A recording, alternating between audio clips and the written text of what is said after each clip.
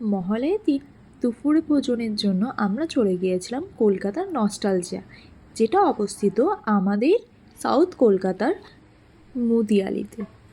এই রেস্টুরেন্টটা চুজ করার পেছনে একটাই কারণ ছিল, কারণ আমি অনেক দিন ধরে দেখছিলাম এখানে নাকি ঠাকুর বাড়ির বইয়ের রেসিপি দিয়ে রান্নার আইটেমগুলো তৈরি হয়।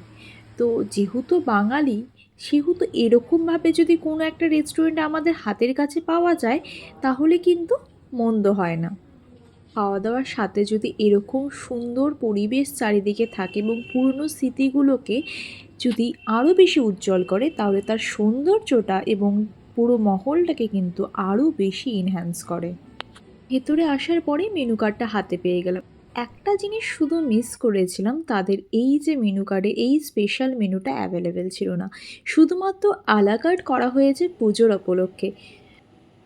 প্রথমেই গলাটা ভিজানোর জন্য আমরা ডাবের শরবত অর্ডার করে দিয়েছিলাম, তাদের স্পেশালভাবে তৈরি করা ছিল এটা। খেতেও খুব ভালো ছিল। এবং তারপরেই আমরা এখানে দেখছিলাম কিভাবে সুন্দরভাবে ডেকোরেশন করে তোলা হয়েছে। ধর রান্নাঘরে যে মশলাগুলো আমরা ইউজ করে থাকি সেটা দেখে একটু অবাকই হয়েছিলাম। এইদিকে আমাদের স্টার্টার্স কিন্তু তৈরি হয়ে চলে এসেছিল। তো চিকেনের ক্রিস্পি টাইপের একটা অর্ডার করেছিলাম, নামটা এই মুহূর্তে আমার মনে পড়ছে না। স্টার্টার্স কমপ্লিট করতে না করতেই আমাদের মেন কোর্সও চলে এসেছে। একটা কথা বলে রাখতে হবে এখানে, ওদের সার্ভিস কিন্তু খুব ফাস্ট। এটা কিন্তু অন্য অন্য জায়গায় থালা নিয়ে অনেকক্ষণ বসে থাকতে হয়, তারপর অর্ডার আসে, কিন্তু এদের সার্ভিসটা কিন্তু খুব কুইক ছিল।